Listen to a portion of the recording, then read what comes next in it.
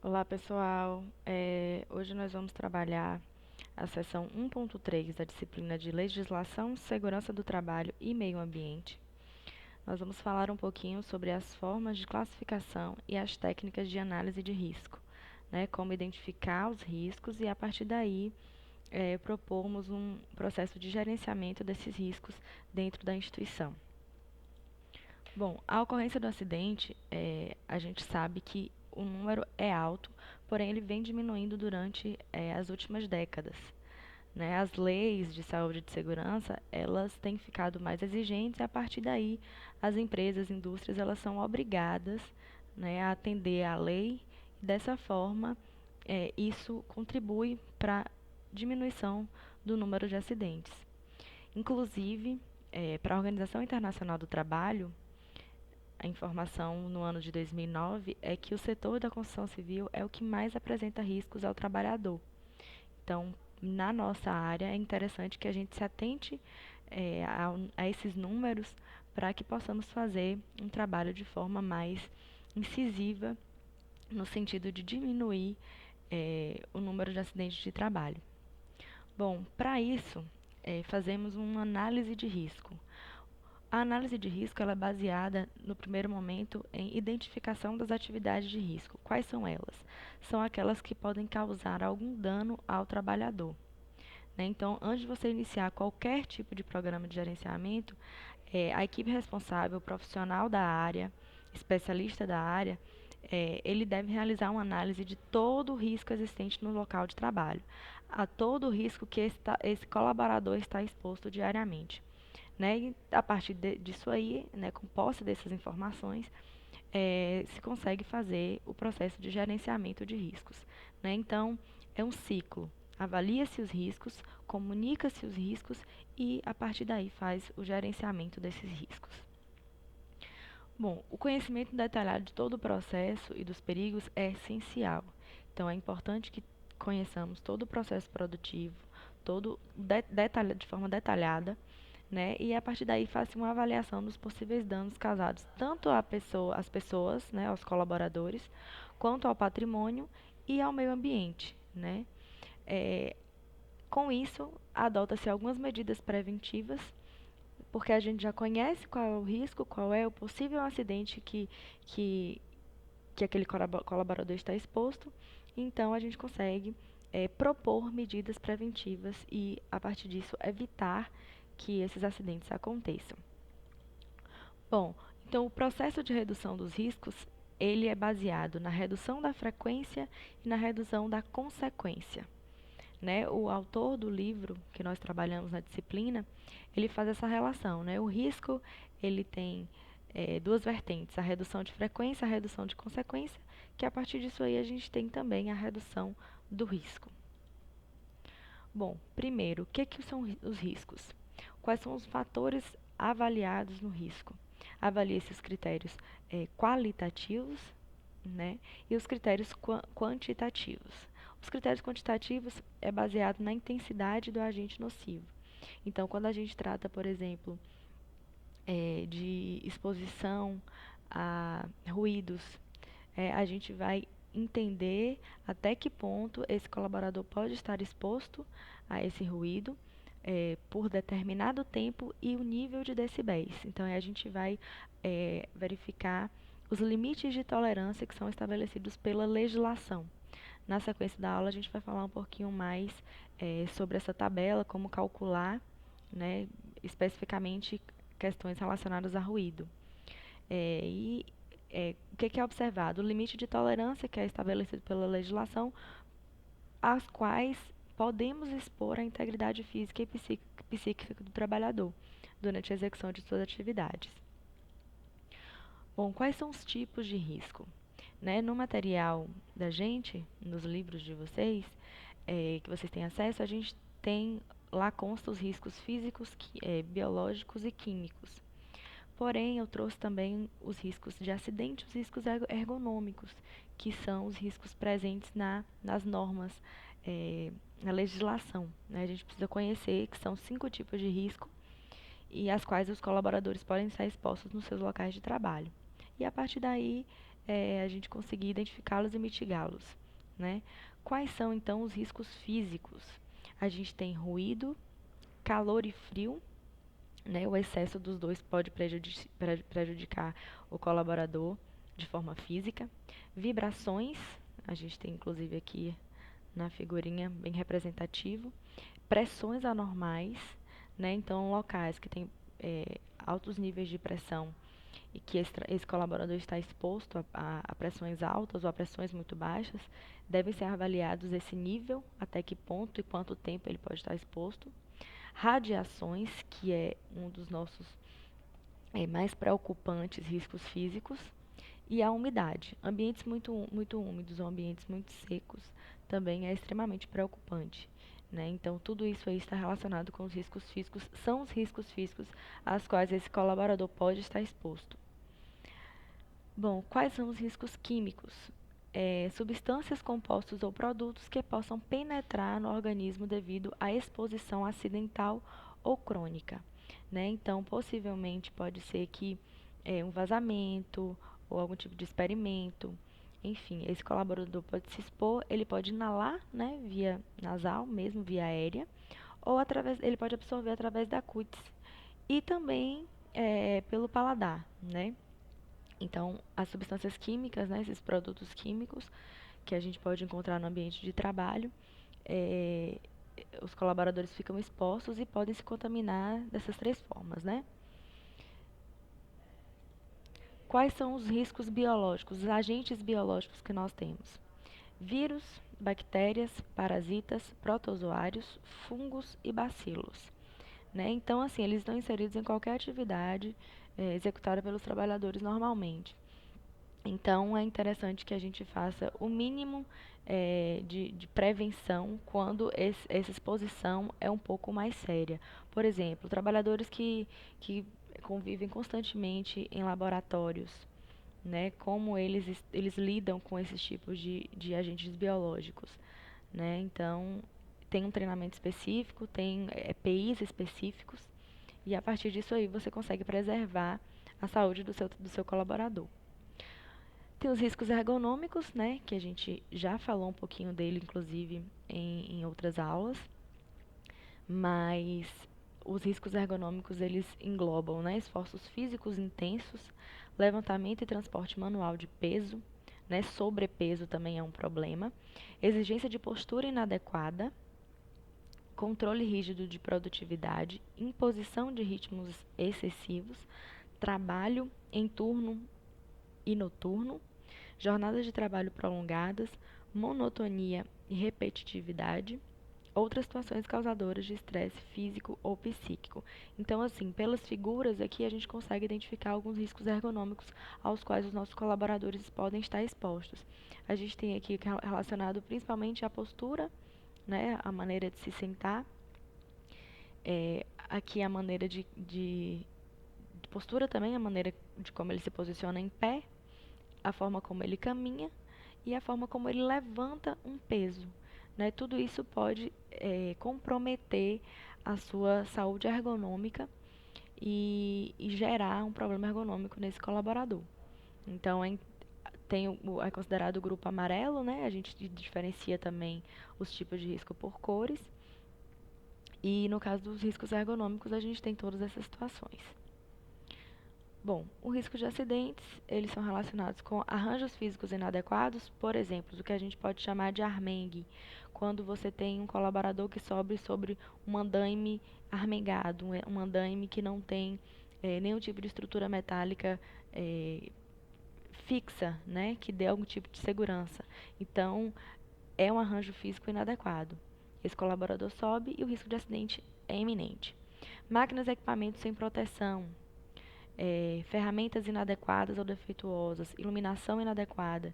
Então, a gente vai falar até um pouquinho sobre máquinas e equipamentos também. É importantíssimo que seja feita uma revisão periodicamente das máquinas e dos equipamentos para saber se elas estão com a iluminação adequada, para saber se elas estão com freios, o funcionamento está ok, se esse colaborador não está em risco ao manusear essa ferramenta ou esse equipamento. A iluminação inadequada também consta como um fator de risco de acidentes, porque o colaborador pode, por não enxergar, por não estar tão visível o acidente ou né, o meio ali, ele pode se acidentar numa área que esteja mal iluminada, por exemplo. Né? Eletricidade, por si só, ela já transborda o risco de acidente, né? Porque é uma atividade de risco mesmo. Então, é importantíssimo que o colaborador ele tenha treinamento, EPI e, quando possível, supervisão. Né? Probabilidade de incêndio ou explosão é um risco de acidente, dependendo do material que esse colaborador esteja trabalhando. Armazenamento inadequado, né? Quando são feitos esse tipo de armazenamento, a queda de uma caixa sobre um colaborador, a queda de uma viga sobre um colaborador, né? De um material utilizado ali no meio de trabalho, se ele for armazenado errado, de forma inadequada, ele pode vir a atingir esse colaborador e gerar, a partir disso, um acidente. Animais peçonhentos também consideramos um risco de acidentes. Outras situações de risco que poderão contribuir para a ocorrência de acidentes. Então, qualquer situação que venha a contribuir para um possível acidente, nós consideramos riscos de acidente. Ele entra dentro desse patamar aí. Dentro da norma, a gente possui essa tabela, né? Ela especifica claramente quais são os grupos, as cores desses grupos, os tipos de riscos e a gente distribui eles aqui de forma pontual. Bom, o grupo verde, que a gente chama de grupo 1, são os riscos físicos. O grupo vermelho, que chamamos de grupo 2, riscos químicos. Grupo 3, que a cor é marrom, são os riscos biológicos. E o grupo 4, o amarelo, que são os riscos ergonômicos. E, por fim, o grupo 5, que são os riscos de acidente que a gente considera na cor azul. Essas cores vão nos auxiliar a montar, por exemplo, um mapa de risco. No mapa de risco tem que estar presente as cores relacionadas aos riscos aos quais setores, por exemplo, de uma fábrica, de uma obra, estão expostos. Quais são os riscos de acidente que nós temos ali? Se são riscos físicos, se são químicos, se são biológicos, ergonômicos ou de acidentes. Levando em consideração que pode ser mais de um, tá? Em um mesmo espaço, nós podemos ter mais de um risco iminente ali para o nosso colaborador. Bom, dando sequência, nós temos aqui que cada atividade é regida por uma norma regulamentadora específica. Né? Se você for observar as normas, elas têm lá distribuídas, algumas mais específicas, né? Outras que englobam a questão dos riscos, por exemplo. E o que é que fala na norma? A gente tem referências técnicas, os princípios fundamentais, as medidas de proteção para assegurar a integridade física e a saúde dos trabalhadores, requisitos para prevenção de acidentes e doenças ocupacionais nas fases de projeto, utilização das máquinas e equipamentos. Então, nós temos NR específica para cada uma dessas situações. Tá? Quais são os riscos existentes na atividade? Os EPIs que deveremos usar para que amenizemos os riscos dessa atividade e algumas outras demais informações que se julgue necessário. Bom, como a gente comentou na aula passada, só voltando aqui, caso vocês precisem de acesso às normas regulamentadoras, elas são encontradas no site do Ministério do Trabalho e Emprego, tá? No site do MTE, no site da Previdência também você consegue encontrar. Mas é muito simples. Você digita no Google, no seu pesquisador, por exemplo, NR5, ela vai te direcionar para a norma regulamentadora, tá bom? Bom, conhecendo os riscos, quais são eles, a gente consegue a partir daí fazer um programa de gerenciamento de riscos. Ou seja, a gente vai conseguir gerir esses riscos de forma a mitigá-los, a evitar que eles aconteçam. Dificilmente a gente consegue eliminar um risco por completo, né? Mas dependendo da situação, a gente pode conseguir sim. Mas a ideia, na realidade, da segurança do trabalho é que você preserve a saúde desse colaborador.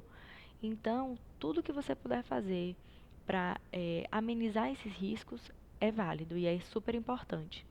Né? Então, por exemplo, a gente tem aqui o Programa de Gerenciamento de Riscos, ele é baseado na NR22, Então, tudo que você quiser saber relacionado ao PGR, você encontra na NR22. Como a gente comentou aqui anteriormente, as referências técnicas, os princípios, as medidas de proteção, equipamentos que você pode usar, você encontra relacionado aqui no PGR, tá? Então, dentro desse PGR, você vai precisar de identificação, avaliação e controle dos riscos de acidente que esse colaborador está exposto. Implementação dos métodos de controle e prevenção dos riscos. A ideia é que as instalações elas operem dentro de padrões. E para isso tem que se seguir a norma. A norma ela vai dizer para você quais são os limites toleráveis, né, principalmente quantitativamente, e a partir daí você consegue implementar os seus métodos de controle e prevenção de risco. Bom, muitas vezes a gente não consegue fazer, como eu citei, né, a gente não consegue eliminar o risco por completo, mas a gente consegue monitorar, a gente consegue saber se ele está dentro de padrões, de níveis aceitáveis. Bom, cada elemento que faz com que a atividade seja perigosa, ele deve ser gerenciado. Então, por mínimo que seja aquele processo, se você, como especialista, como da área, né, como profissional da área, você consegue visualizar que aquele processo ele é perigoso. Então, ele tem que ser gerenciado, ele tem que ser acompanhado, né? Todos os seus riscos têm que ser acompanhados. Para cada um desses elementos, o PGR tem que ser capaz de definir o que deverá ser feito. Então, o risco foi identificado no primeiro momento. O que você deve fazer, como você deve fazer, quando será feito, quem fará, né? Tem situações que você pode direcionar isso para um técnico de segurança, que você pode direcionar isso para um engenheiro de segurança, né? Se vocês não tiverem, por exemplo, uma especialização na área. Para a CIPA, para o SESMIT, enfim, você vai direcionar isso para quem você acha que cabe, né? Você como componente da parte gestora, por exemplo, de uma empresa, você consegue direcionar isso aí ou sugerir apenas, né? Se não for da sua alçada. E quem é que vai verificar? Então, é importante que as pessoas tenham alguém que faça de uma forma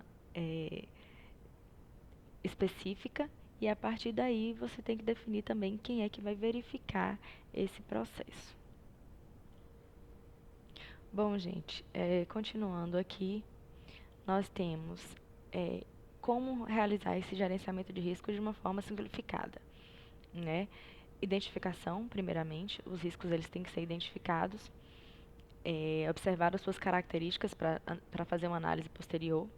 No segundo momento, nós fazemos uma análise qualitativa, a importância desse risco, né, através da escala de impacto e probabilidade dele ocorrer. Terceiro ponto, análise quantitativa, o impacto e os efeitos que esse risco causa com precisão numérica. Aí entra a norma para a gente, né, as tabelas que a norma nos oferece.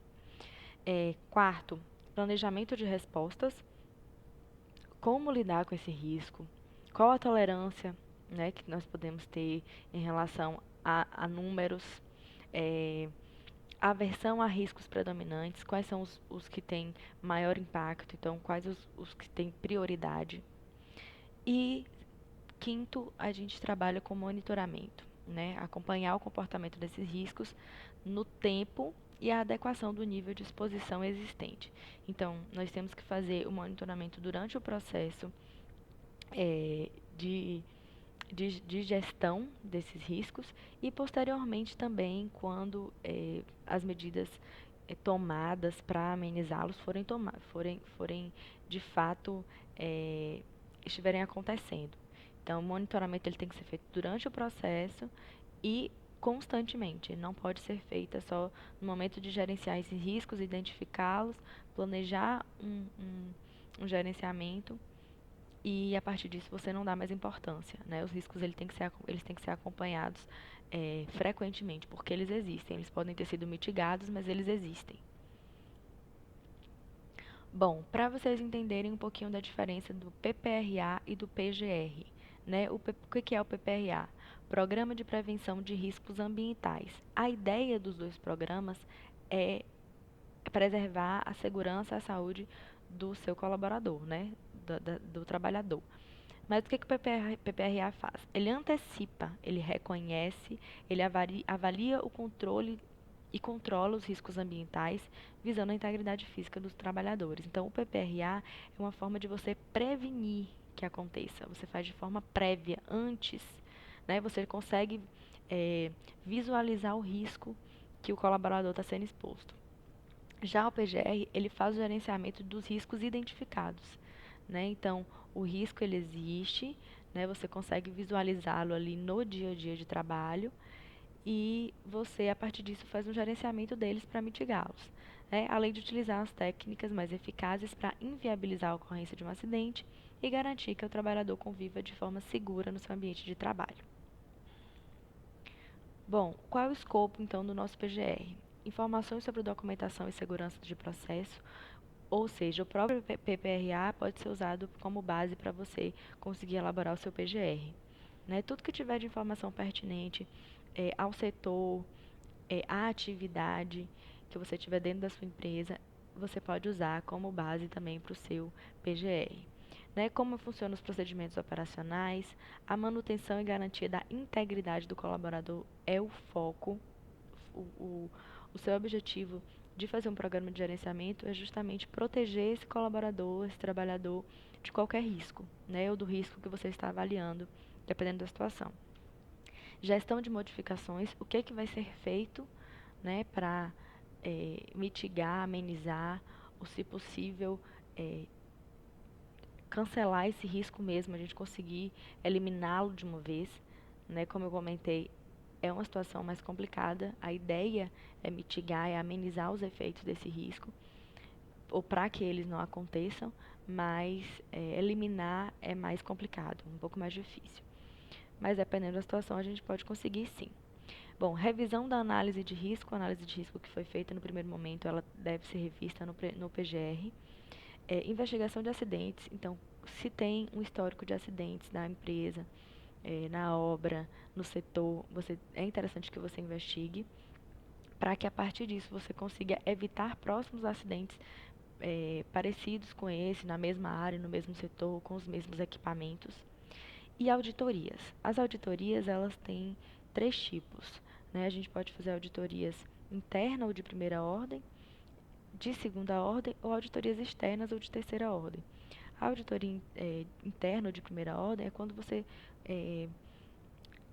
tem um colaborador especialista na área, por exemplo, você tem um técnico de segurança que trabalha com você. E esse técnico, ele faz uma investigação, uma análise de risco dentro da empresa, da instituição, faz uma análise de risco, identifica esses riscos e sugere propostas para amenizar esses riscos, enfim. A auditoria de segunda parte é quando você contrata uma terceirizada, né, uma empresa de fora ou um profissional de fora da sua empresa para poder fazer essa auditoria, fazer essa investigação sobre riscos de acidente dentro da sua empresa. E a auditoria de terceira parte é quando você tem a intenção de certificar a sua empresa. Né? Se você tem uma ideia de certificar, você contata a organização, né, que vai te dar essa certificação. Essa organização ela faz uma auditoria na sua empresa. Se você estiver atendendo todas as recomendações exigentes para que essa certificação seja concedida, a organização ela te dá essa certificação. Caso não, ela te dá sugestões, você pode fazer todas as adaptações que ela sugerir e aí é feita uma revisão dessa auditoria. No caso da auditoria de terceira parte, né, a auditoria externa, ela também é feita posteriormente, não só antes ali no processo de certificação. Depois, né, que a empresa recebe a certificação, ela também passa por alguns processos de acompanhamento, de monitoramento, para a organização ter certeza de que a empresa continua atendendo todas as legislações pertinentes àquela certificação, tá? Bom, a ideia das etapas do PGR, né? É super importante que o PGR ele tenha apoio da alta direção da empresa, porque toda a política prevencionista, ela vai precisar do apoio da direção da empresa, né, que seja em forma de curso, de novos EPIs, de material didático para os colaboradores. Então, precisa que a alta direção ela participe e apoie esse processo de gerenciamento e as medidas mitigadoras que podem vir a ser tomadas, tá? Até o processo de adaptação de máquinas, de barras de proteção, de revisão de equipamentos, né? Então, tudo isso aí tem que passar pelo, pela aprovação da alta direção. Então, é importantíssimo que a direção da empresa ela apoie todo esse processo de gerenciamento. Além disso, todos os funcionários eles também têm que estar envolvidos nesse processo. Por quê? As habilidades de cada um, as atribuições de cada um vão ser avaliadas também durante todo esse processo. Tá? Então, aqui só frisando as etapas do PGR, a gente tem um reconhecimento, né? A gente identifica os riscos nesse momento, avalia esses riscos, né, de forma a quantificá-los e qualificá-los, classificando-os também. Controle desses riscos, medidas que minimizem ou eliminem esses riscos e processo de monitoramento, que que são ações contínuas que são feitas após as medidas mitigadoras, tá bom? Bom, como é que fazemos os levantamentos dos riscos ambientais dentro do PGR? Então, no processo de levantamento de riscos, a gente identifica quais são agentes físicos, químicos, os biológicos, os ergonômicos e os de acidente. Então, no primeiro momento, você faz o levantamento dos riscos ambientais, identificando quais são os riscos e classificando-os, né, como físico, químico, biológico, ergonômico ou de acidente. É feito na sequência um levantamento das atmosferas explosivas. Então, você precisa saber que para acontecer uma explosão, um incêndio, nós precisamos de 3 elementos, né? O que a gente chama de fonte de ignição, comburente ou combustível. O combustível é papel, a madeira, tecido. Então, é o meio em que esse fogo vai se propagar, tá? O comburente, nosso comburente natural, que a gente mais conhece, é o oxigênio, né? Que a gente conhece é o oxigênio. Então, você tem ali, ó, pelo menos o meio e você tem o comburente, que é o nosso oxigênio. O que é que falta para esse fogo acontecer, para esse incêndio, para essa explosão acontecer? Uma fonte de ignição. Aí você entra com uma chama, é, enfim. Por exemplo, o fogão. Como é que acontece? Como é que a gente consegue ligar um fogão? A gente precisa ali do gás, né, que vai sair da boca, né, da boca do fogão, que é o nosso combustível. O oxigênio, que está presente na atmosfera que nós respiramos. E a fonte de ignição é quando a gente risca um fósforo, por exemplo. Então, é feito o levantamento dessa atmosfera explosiva. Se tem combustíveis, né? Se a gente tem alguma fonte de ignição, pode ser até um processo natural, um raio, por exemplo.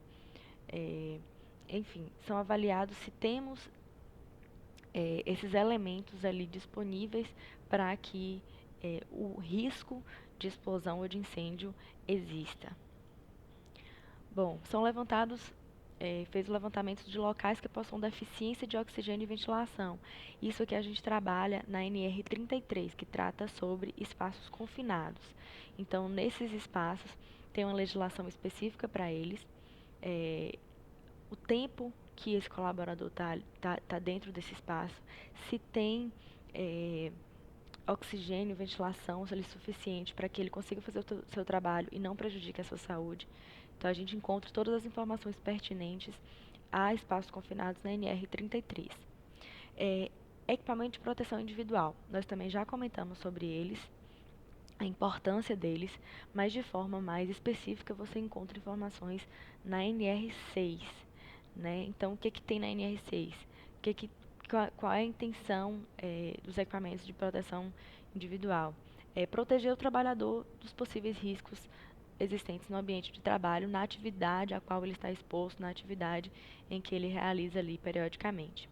Bom, podem ser equipamentos, ferramenta ou material cujo uso seja de fundamental importância para para que essa atividade seja executada de forma segura.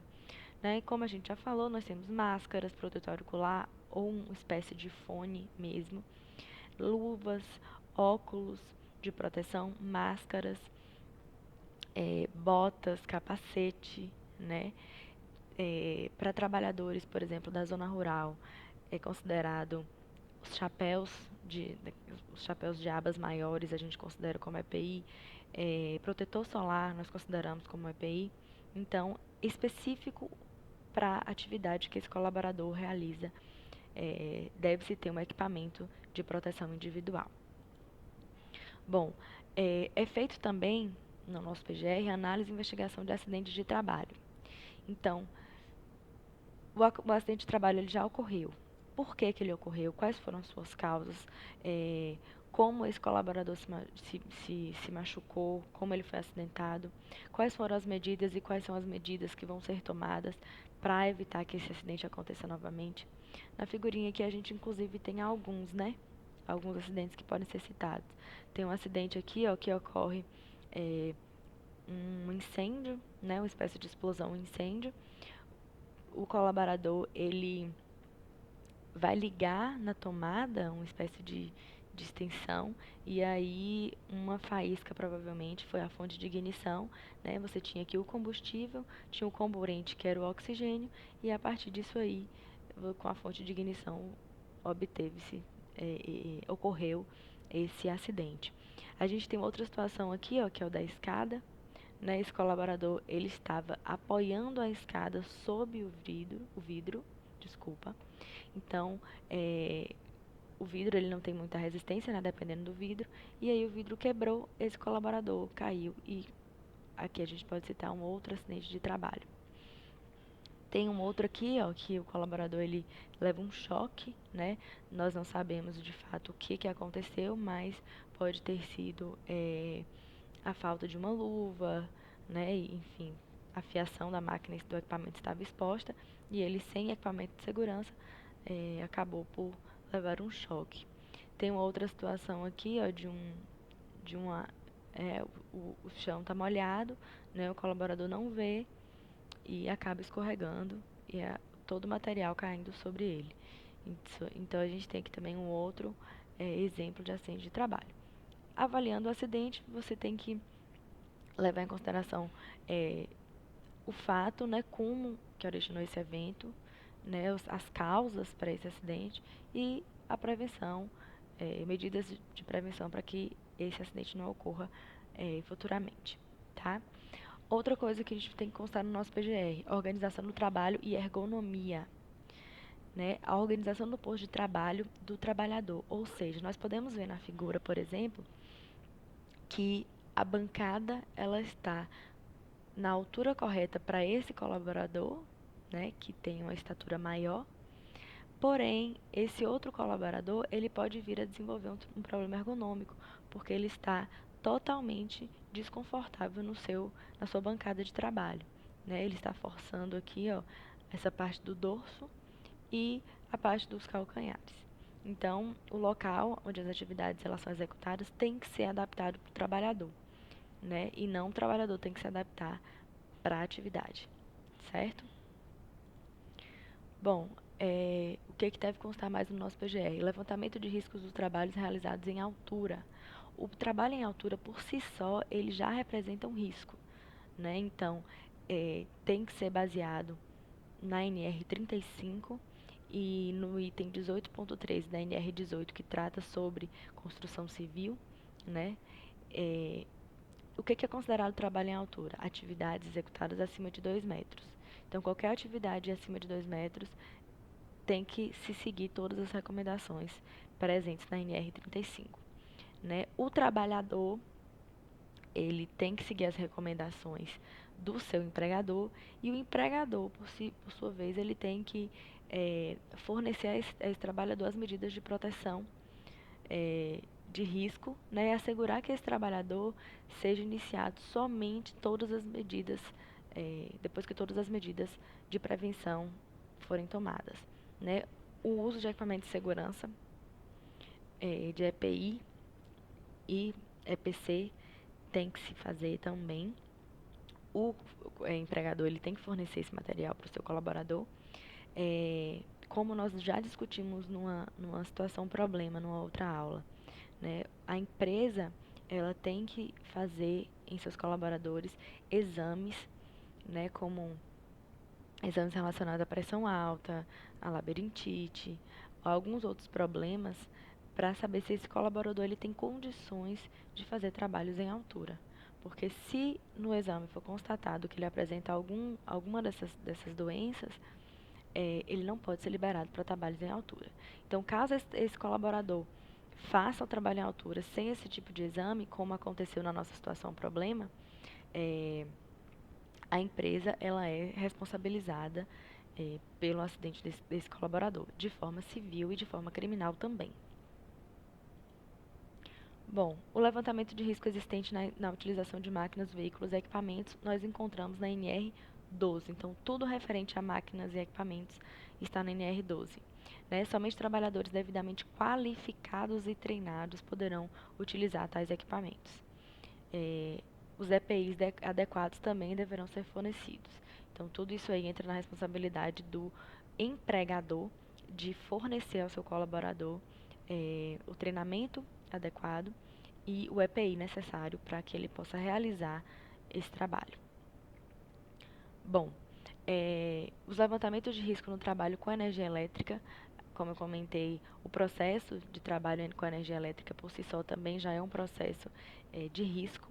Então, tem que ser feito o levantamento e esse levantamento de risco deve ser levado em consideração a NR10, a norma regulamentadora 10, que fala sobre trabalhos com energia elétrica.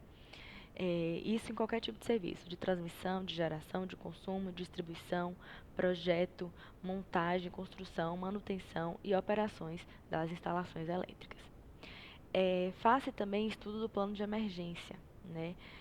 Quando se acontece algum tipo de situação de emergência, quais são as soluções que podem ser tomadas de imediato.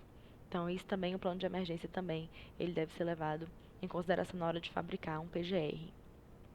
A partir disso aí, as medidas de prevenção elas são implantadas, os equipamentos de proteção, tanto individual quanto coletivas, eles conseguem ser dimensionados corretamente e disponibilizados para os seus colaboradores. Né? Dentro do PGR você tem que ter as prioridades, quais os tipos de acidente, quais os setores que você tem que dar uma atenção maior, porque os riscos são maiores. Né? As metas, você quer diminuir o número de acidentes, você precisa proteger esse colaborador, então quais são as suas metas relacionadas a isso e fazer cronogramas, né? Então, isso tudo tem que ser gerenciado de forma que você consiga planejar e executar coerentemente, né? Então, a ideia é que todo esse processo de gerenciamento ele seja produzido e executado dentro do previsto. Por isso a ideia do cronograma. Né, o acompanhamento da implantação das medidas de segurança, eles devem ser feitos por profissionais da área de segurança da empresa. Né? Como a gente comentou e a gente viu um pouquinho sobre como você montar um SESMIT, por exemplo, né, como você dimensionar o seu SESMIT, a empresa ela pode ter um engenheiro de segurança e 2 técnicos, ela pode ter só um técnico, ela pode ter 2 engenheiros de segurança e 5 técnicos, a depender, lógico, da sua atividade e do número de funcionários que ela apresenta no seu dia a dia. Então, a partir disso aí, você vai reconhecer o seu profissional de segurança na empresa e ele que deve fazer essas medidas de implantação, as medidas, acompanhamento da implantação dessas medidas de segurança dentro do processo de gerenciamento de riscos, tá? Uma informação importantíssima que vocês devem levar em consideração. Todos os dados referentes ao programa, eles devem ser registrados e armazenados por pelo menos 20 anos. Então, não se desfaçam de nenhum dado, de nenhum documento, de nenhum programa que vocês tiverem, treinamento que vocês tiverem assinados pelos colaboradores, entrega de API, toda a documentação ela tem que ser armazenada. E todos os acidentes que acontecerem na empresa, as suas CATs, elas têm que ser guardadas por pelo menos 20 anos. E isso é uma forma de você se respaldar, da empresa se respaldar, do profissional responsável se respaldar, tá bom? Bom, como desenvolver o programa de gerenciamento de riscos?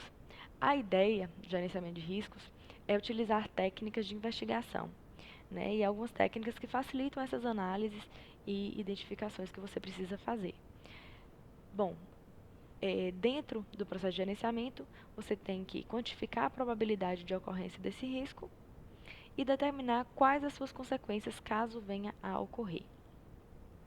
Quais são as vantagens, né, de aplicarmos essas técnicas de gerenciamento? A melhoria das práticas utilizadas no gerenciamento da segurança dos processos, criação de novos procedimentos de segurança e melhoria e atualização dos mesmos, desenvolvimento de técnicas de qualificação e identificação dos riscos, criação de critérios de aceitação de riscos, elaboração e implementação de métodos de tentativas de emergência. Bom, seguindo aqui a nossa aula, nós temos: quanto antes for feita a análise, melhor. Então, mesmo que não tenha acontecido nenhum tipo de acidente ou de quase acidente, lembra que nós falamos sobre isso nas outras aulas? Nós falamos que os quase acidentes, eles são um anúncio de que um acidente maior ele pode vir a acontecer. Então, não precisa que aconteça um acidente para você fazer essa análise de risco. Se você conseguir observar que a atividade ela tem um risco para o colaborador, essa análise pode ser feita e gerenciada nesse momento. Bom, quais são os momentos que a gente pode considerar também? Quando os riscos de uma atividade são desconhecidos. Se nós não conhecemos os riscos da atividade, é importante que nós acompanhemos esse processo para podermos identificar, analisar quais são os riscos que essa atividade expõe o meu colaborador. Então, quando os riscos não são conhecidos, quando problemas em potencial podem resultar em acidentes graves, é o que a gente comentou sobre quase acidentes, né? Pode ser que não tenha acontecido nada grave ainda, mas se situações pequenas vêm acontecendo, cumulativamente é um anúncio de que um acidente grave pode vir a acontecer. Na detecção de repetidos problemas, podem levar a uma situação com vítimas ou com danos ao patrimônio ou ao meio ambiente, quando a atividade exige que regras de segurança sejam estabelecidas antes de serem iniciadas. Por exemplo, alguns equipamentos, né, que exigem que você faça toda uma inspeção, uma revisão nele antes que você inicie o seu trabalho, porque ele exige uma segurança maior, né, porque ele coloca esse colaborador em risco. Então, tem que ser feita essa avaliação, essa análise de risco previamente. Bom, fatores que devem ser considerados na escolha do melhor método de análise. Então, qual é o melhor método de análise e como é que eu vou saber como usá-lo? A profundidade e a qualidade das informações desejadas. Então, se eu tenho mais informações sobre determinado ponto relacionado ao meu possível acidente ou ao meu acidente de trabalho, eu vou usar determinado método para fazer essa análise, tá? Disponibilidade das informações que estão atualizadas, custo com a análise, né? Lembra que a gente comentou que a direção da empresa ela tem que estar envolvida, nem sempre a gente consegue essa facilidade na comunicação com a direção. Então, às vezes eles têm problemas com os custos, por exemplo, na análise. Então, a partir disso aí, tem que se avaliar também os custos para identificar qual tipo de método ideal. É também avaliado o tempo disponível entre a análise e a tomada de decisão, né? A partir disso aí também dá para você escolher o melhor método que você vai trabalhar para fazer o seu PGR. Disponibilidade de pessoas qualificadas para acompanhar o processo. É um processo minucioso e, dependendo da situação, é um processo demorado. Então, tem que levar em consideração também os profissionais e especialistas que estão disponíveis para participar de todo esse processo. Bom, quais são os métodos e ferramentas? A gente tem uma análise histórica, ou revisão de segurança, a gente chama também de revisão de segurança, que é o levantamento histórico de todos os acidentes que já ocorreram no processo que está sendo feita aquela avaliação, né? Ou processos semelhantes. Então, um dos métodos é avaliarmos o que já ocorreu de acidente naquele setor, naquela área, ou naquele processo. A partir disso aí, identificar as causas que originaram o acidente, os efeitos que causaram e quais os eventos mais comuns de acontecerem. Um outro método, nós falamos desse método na aula passada, é o método da árvore de causas, né? Que é baseado na construção de um diagrama que relaciona o acidente e os eventos que que contribuíram para que ele ocorresse, né? Você começa pontuando como foi o que foi o acidente, qual foi o acidente, e a partir disso aí você vai buscando quais foram as causas dele. E também, identificando as causas, você pode propor medidas preventivas para o processo, evitando que outros eventos parecidos voltem a ocorrer. Bom, outro tipo de método é a análise da série de riscos, né? Correção ou prevenção de um risco que foi identificado, identifica a priori os potenciais fatores que podem resultar em acidentes, identifica a posteriori os fatores que causaram um acidente, e aí são consideradas 4 situações. O risco inicial, que é o evento principal, o evento que originou o problema. Risco contribuinte, é aquele originado a partir do risco inicial e que promove a sequência de eventos até chegar no principal. Evento principal, que é a causa direta do evento catastrófico. E o evento catastrófico são acidentes de proporções grandes que podem causar danos às pessoas, patrimônio ou ao meio ambiente. Bom, temos também como método a técnica de incidentes críticos, né? A identificação dos erros e atos ou condições inseguras. E no processo de aplicação do método, entrevista-se um grande número de pessoas dentro da empresa, pede para que elas enumerem o maior número de situações envolvendo os atos inseguros e as condições inseguras, vivenciadas pela própria pessoa ou também que ela tenha observado nos seus colegas. As situações, elas enumeradas podem ter ocasionado ou não um acidente ou incidente, mas como a gente fala sobre o quase acidente, né? Então tem que ser levado em consideração. Classificação dos acidentes quanto à categoria de risco, né? Se é físico, químico, biológico, de acidentes ou ergonômico.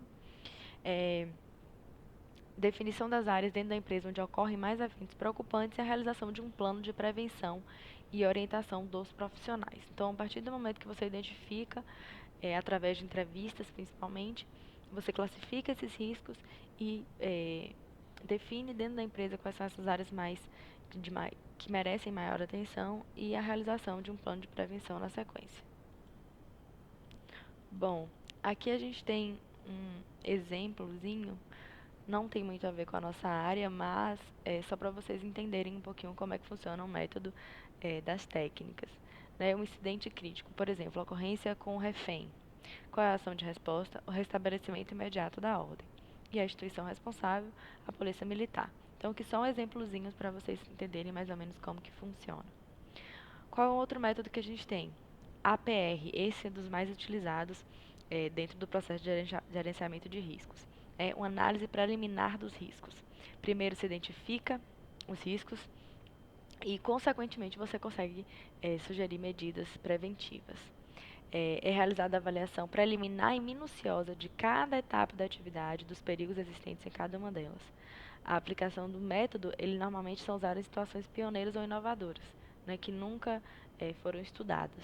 Para cada risco analisado, o método identifica os acidentes que podem ocorrer a partir daquele risco, as consequências desse acidente, as causas iniciais dos eventos subsequentes e como preveni-los, e os meios de controle e proteção. Por exemplo, nós temos aqui, qual é o nome da tarefa? Procedimento de operação para desenergização e liberação de trabalhos nas linhas de distribuição da SEB nas tensões de 34, 569 e 138 kV, manutenção programada. Então, a ideia aqui é o quê? Um processo de desenergização. Bom, aí a gente tem os passos, né? Esse primeiro passo, que é a primeira atividade, ela não tem muito risco. Por quê? Receber o pedido de desligamento para execução de trabalhos e manutenção em linhas de distribuição. Então, é só para receber o pedido. Você vai fazer só um tipo de serviço que você administrativo, né? Então, a gente tem aqui, riscos técnicos de segurança. Tem risco físico? Não. Químico? Não. Biológico? Não. Ergonômico? Talvez. Possibilidade de assumir postura inadequada.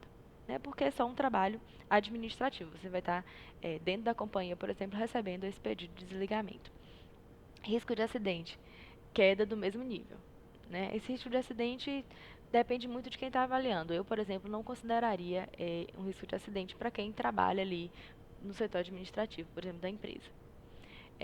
Risco técnico, falha no sistema máximo. Bom, risco de segurança, físico, consequência dos riscos, perdão. Então, a gente volta aqui, ó. Quais são os riscos e as consequências dele. Então, a gente vai aqui onde teve risco, ó, ergonômico.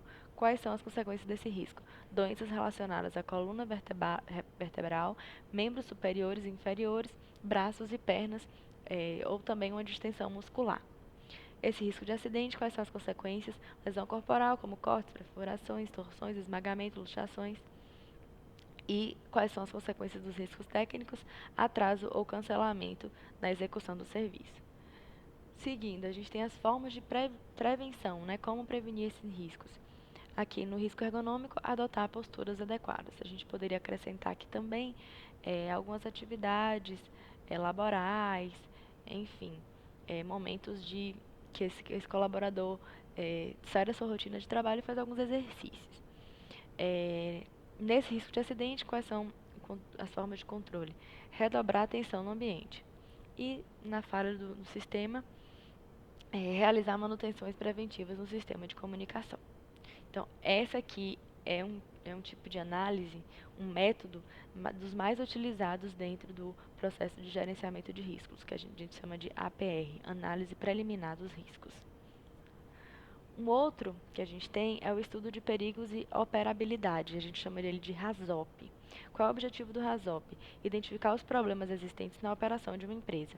Então, tem que ser revisado todo o projeto da empresa, para que a partir disso identifique as falhas existentes nas condições normais, no dia a dia da empresa, né? Identificando essas falhas, é possível prever as consequências e, a partir daí, propor medidas mitigadoras para controlar ou eliminar esse risco. Vamos ver um exemplo de RASOP aqui. O objeto da análise é sistema de aquecimento da carga para a torre de resfriamento. Aí a gente tem aqui quem executou, folha, data, enfim. O RASOP ele pode ser montado de acordo com o especialista. Porém, é importante que tenham, por exemplo, esses pontos aqui, ó. Variável palavra guia, né? A gente botou aqui vazão. Desvio, ou seja, qual foi o problema que nós tivemos. Ausência de fluxo. Quais são as causas dessa ausência de fluxo? O bloqueio indevido. Quais as consequências dessa ausência de fluxo? Superaquecimento com possibilidade de rompimento dos tubos do forno. E quais são as medidas de controle desse risco e emergência? Instalar alarme de vazão baixa, elaborar procedimento operacional e instalar sistema para corte de fornecimento. Né? Então, enfim, primeiro você identifica uma palavra que tem a ver com o seu problema. Né? Aqui você coloca o seu desvio, o seu problema, de fato, quais foram as causas que originaram esse problema, as consequências desse desvio e as medidas mitigadoras, tá bom? Bom, um outro tipo de método é a análise de modo de falha e efeito, que a gente chama de ANF. É utilizado na identificação de falhas em sistemas e produtos. Os componentes de ambos podem falhar e determinando os efeitos que essa falha vai causar. Né? Então, você avalia a situação, quais foram as possíveis falhas do sistema e do produto,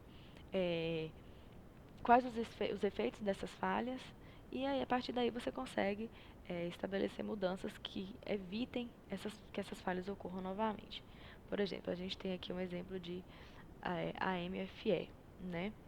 Aqui, ó, objeto de análise, sistema de aquecimento, a mesma situação que nós tivemos para montar o RASOP, né? Aí que você coloca o componente. Qual foi o componente que você avaliou?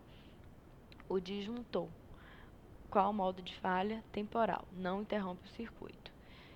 Os efeitos em outros componentes pode queima do fusível por alta amperagem e dentro do sistema nenhum se o fusível interrompeu o circuito. Qual o método de detecção? Visual. Observa no disjuntor. Quais as medidas de controle e risco? Adquirir um disjuntor de qualidade, especificar corretamente o disjuntor, estabelecer procedimentos de religamento de cargas com alerta para não sobrecarregar o circuito, manter o fusível de reserva. Então, enfim, você tem que avaliar um componente que pode vir a gerar um risco, uma falha, que pode ter uma falha, quais são as falhas que esse componente pode vir a ter, os efeitos dessa falha, como você identifica esses efeitos e quais são as medidas de controle de risco e emergência. Bom, um outro método que a gente usa bastante também dentro da engenharia é o mapa de risco. Inclusive, se vocês observarem em alguns pontos da nossa faculdade, vocês vão conseguir ver esses mapas de risco, é, pontuando quais são os riscos existentes em alguns ambientes. Então, o que é o mapa de risco? É a forma de representar os riscos existentes no ambiente de trabalho, utilizando um layout do local, ou seja, você vai pegar a planta baixa desse espaço e colocar os círculos de cores e tamanhos diferentes de acordo com os riscos presentes nesse ambiente. Por exemplo, você vai avaliar um risco presente na biblioteca. Inclusive, vocês podem ir à biblioteca e observarem esse mapa de risco preso na parede, logo na entrada do lado esquerdo, vocês conseguem ver esse mapa de risco. Então, vocês vão colocar, observar o risco. Qual é o risco que você consegue ver ali? Fran está exposta a um risco ergonômico, né, porque ela passa talvez muito tempo sentada, porque ela pega alguns materiais pesados, enfim. Então, qual é o risco existente na atividade ali, no setor que Fran trabalha? Né, a gente pode considerar que é um risco ergonômico, inclusive a figurinha aqui ficou trocada, ó, vocês me desculpem, está no livro de vocês, vou fazer essa correção lá.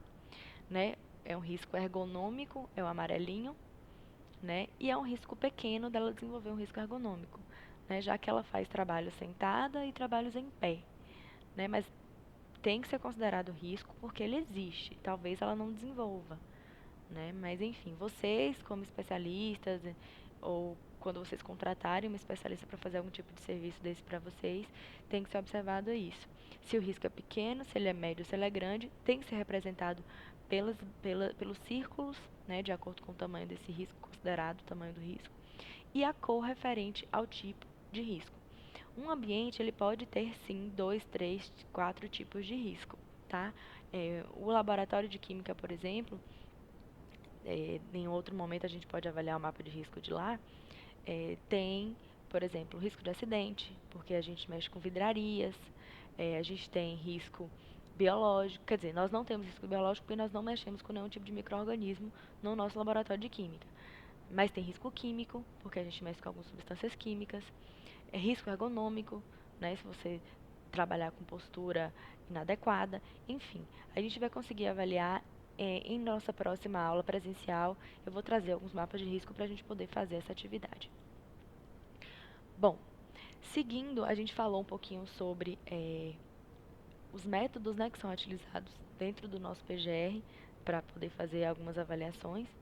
E a gente tem que, para isso, entender quais são os nossos níveis de ação, né? Para isso, dentro dos níveis de ação, a gente avalia algumas situações e algumas NRs. Por exemplo, no PPRA, na NR9, a gente vai identificar esses níveis de ação. O que são esses níveis?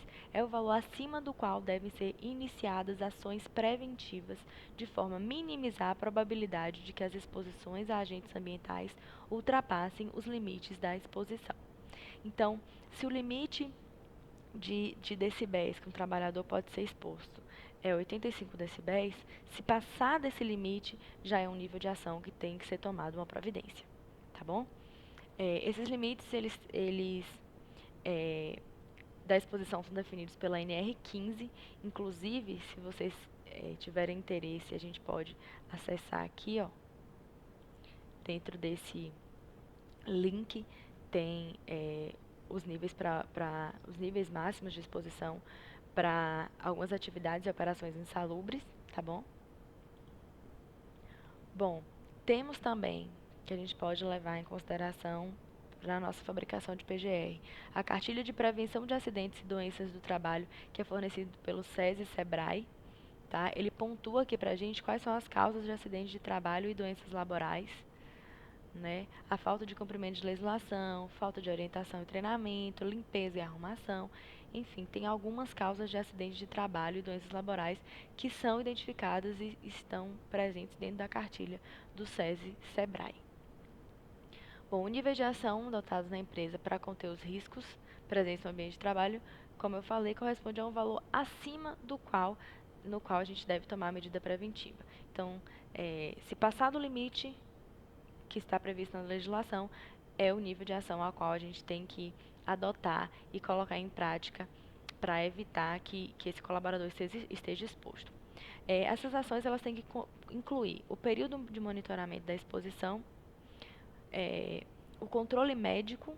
O médico também tem que avaliar esse colaborador e especificar qual o nível máximo de exposição, tanto de, por exemplo, de decibéis como de tempo, tá? Tem isso também.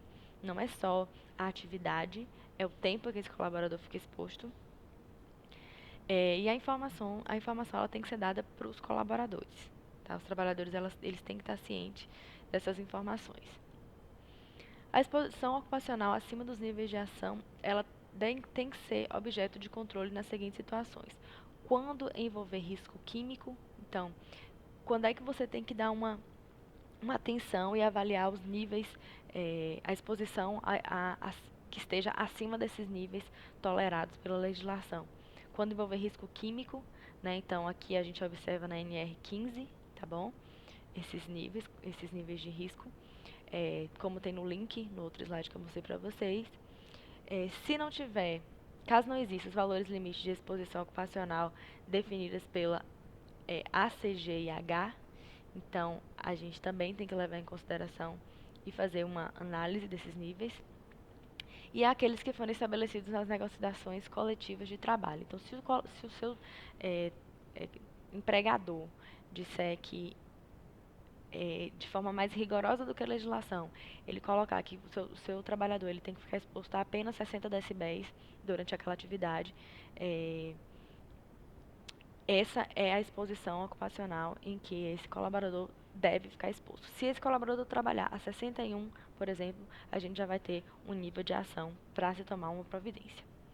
Tá claro o nível de ação? Qualquer coisa vocês podem ir anotando as dúvidas e me mandar posteriormente, ou a gente tira em sala assim que nos encontrarmos. Bom, outro momento que a gente também tem que levar em consideração os níveis de ação, quando envolver ruído. Então, a gente tem aqui, ó, dentro do anexo da nossa norma, a gente tem aqui os níveis de ruído e o tempo de exposição diária que esse colaborador pode ficar exposto. O que é que você faz aqui? Tem na própria norma também, tem essa continha que você faz, né? CN é o tempo total que o trabalhador fica exposto ao nível de ruído. CN, desculpa. E TN indica a máxima exposição diária permissível para esse nível. Perdão, gente, é o contrário, tá? Aqui no livro de vocês também tá errado. T vai ser o tempo e C vai ser a máxima de exposição, né? Então, aqui a gente tem o nível de ruído, que vai ser o nosso C, e aqui o nosso tempo. Então, se esse colaborador ele está exposto 2 horas do seu dia a 95 decibéis, e vocês colocam aqui, ó, 95 e 2. Mas, se esse mesmo colaborador, ele fica por 8 horas a 85 decibéis, aí vocês colocam mais 85 dividido por 8. E aí vocês somam, né, façam uma continha, dividem, depois soma, e aí vocês vão encontrar qual o nível máximo tolerado para a exposição a ruído desse colaborador. Bom, os riscos identificados no ambiente de trabalho, eles focam na probabilidade de acontecer esse acidente e na severidade desse acidente. A partir daí, você define o grau de risco.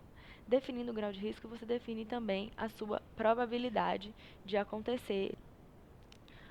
Bom, gente, continuando aqui, como eu falei, a gente tem probabilidade, severidade, e a partir disso aí a gente define o grau de risco.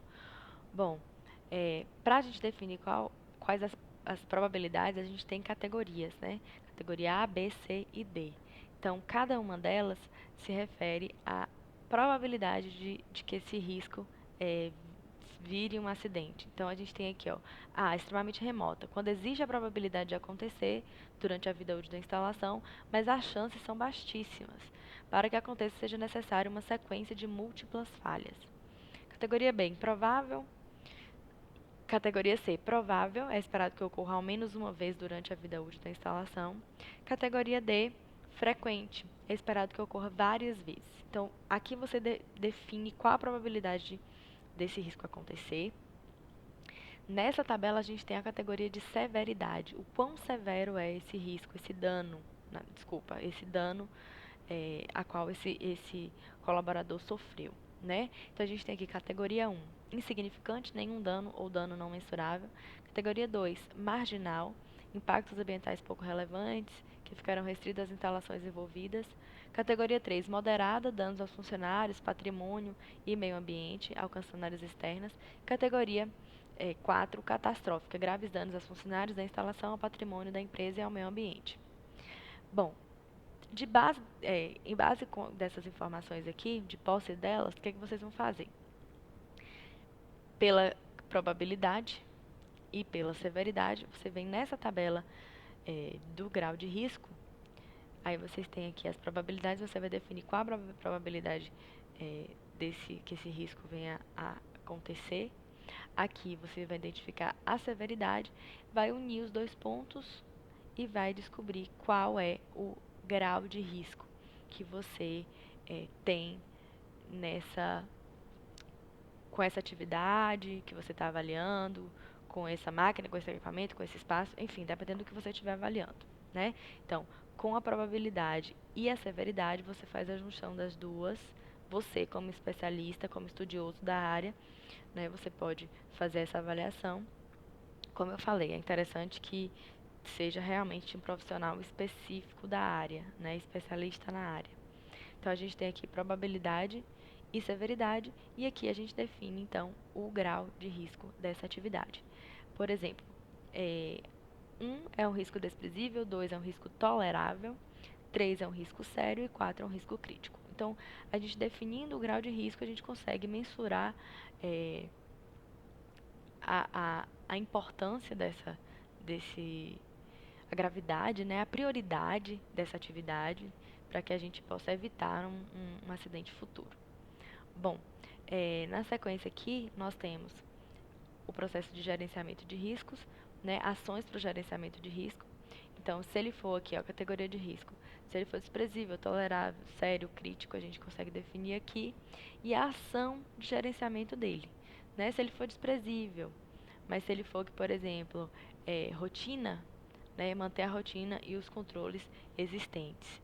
Se ele for aqui, ó, tolerável e não aplicável, perdão, e ele for um plano de resposta de emergência, a gente tem aqui não aplicável um plano de resposta à emergência nessa situação. Aqui vocês vão observar a categoria de risco, a ação de gerenciamento deles, rotina, melhoria, PRE, que é plano de resposta à emergência, e AQR, que é avaliação quantitativa de risco. A gente vai ver qual é a ação necessária para realizar esse gerenciamento desse risco, tá bom? Avalie a categoria desse risco, né, a partir dessa tabela aqui. Por exemplo, risco 3, a gente vem aqui nessa tabela, risco 3 é um risco sério, né? Mas aí a gente vai avaliar agora qual a ação que nós deveremos fazer. É uma ação rotina, fazer uma reavaliação da rotina dos controles existentes, uma ação de melhoria, implantação de melhorias de procedimentos, um plano de resposta de emergência, necessidade de implantação imediata desse plano, ou uma avaliação de quantitativa de risco. Então, a partir da categoria, você define a ação que você vai proceder no seu gerenciamento. Bom, o Anuário Estatístico de Acidente, que a gente encontra no site da Previdência, ele traz informações sobre o registro de acidentes de trabalho ocorridos no país. No ano de 2006, o último ano que a gente teve acesso no nosso material, foram quase 6 mil ocorrências de acidente. Né? Caiu bastante em relação ao ano de 2015, mas ainda é um número muito alto. Para vocês terem acesso a esses documentos, né, que traz esses valores estatísticos, esses anuários, é só vocês entrarem nesse link aqui da Previdência que vocês vão conseguir esse acesso. Bom, aqui a gente tem uma situação problema, né, que é uma situação que nós já trabalhamos. Na realidade, essa situação problema, o autor trouxe para a gente alguns setores envolvidos na atividade, na atividade que nós fizemos na primeira aula, né, na nossa primeira aula, na verdade, que foi aquele evento em que 3 colaboradores faziam um trabalho em altura, num telhado, e um deles caiu faleceu e os outros dois ficaram internados por um tempo. Nesse mesmo espaço de trabalho, nós temos alguns setores, né? Almoxarifado de produtos químicos, carpintaria, manutenção elétrica predial, administração e engenharia e setores específicos de armazenamento de matéria-prima. Então, nós, como os profissionais da área de segurança, a gente vai levantar os riscos de todos esses setores. Nos slides seguintes aqui, nós temos a avaliação de cada risco. Carpintaria, por exemplo, a gente avalia a NR12, né? Segurança do trabalho em máquinas e equipamentos. Aí nós temos aqui o risco químico, físico, ergonômico e de acidentes. Cada um aqui especificado, isso de forma que você consiga avaliar em loco, né? Ou por imaginar mesmo, vocês conhecendo o trabalho, né, de uma carpintaria dentro de uma obra, vocês conseguem identificar quais os tipos de risco que nós temos. Nesse caso, foram identificados quatro riscos. Na parte, no setor de manutenção elétrica predial, a gente baseia então na NR10, né, que trata sobre segurança em instalações e serviços em eletricidade. Nós temos risco físico, ergonômico e de acidentes, cada um aqui pontuado também. Almoxarifado de produtos químicos, a gente baseia na NR20, né, produtos inflamáveis e combustíveis. Então, a gente tem aqui o risco químico, queimaduras, intoxicação, ergonômico, acidente, pontuados também. Na administração e engenharia, NR17, a gente trata sobre ergonomia. Então, nós temos risco ergonômico e risco de acidente. Setores para armazenamento de matéria-prima. A gente usa a NR11 para tomar como base. Transporte, movimentação, armazenagem e manuseio de materiais. Temos aqui risco ergonômico e risco de acidentes. Bom, na hora de elaborar o PGR, a gente conhecendo os riscos, a gente consegue sugerir medidas que mitiguem esses riscos ou eliminem esses riscos. Né? Então, a gente tem aqui na carpintaria, no risco químico, por exemplo, instalação de exaustores, risco físico, inspeções periódicas, enfim. No almoxarifado, risco ergonômico, uso de paleteira para o levantamento de alguns materiais pesados. Então, aqui tem os 3 riscos que nós identificamos no primeiro momento, na análise de risco, e agora na elaboração do nosso PGR, nós vamos propor medidas mitigadoras ou de eliminação desses riscos. No setor de administração e engenharia, risco ergonômico, risco de acidente. Setores para armazenamento de matérias-primas, ergonômico e de acidente também. Bom, e essa aqui é uma situação problema que eu gostaria que vocês avaliassem, tá? Aqui fala de uma situação, enfim, uma parada de manutenção preventiva dos painéis de energia de um shopping, né? Acabou que um estudante que fazia estágio numa empresa terceirizada acabou em contato com um desses quadros de energia e sofreu queimaduras. Então, vocês, como especialistas da área, a gente tem aqui umas questõezinhas para que vocês avaliem a situação, problema e respondam. Baseando-se nos fatos, você que trabalha no setor de saúde e segurança do shopping deve definir e aplicar um método adequado para análise dos riscos. Assim, que método você utilizará?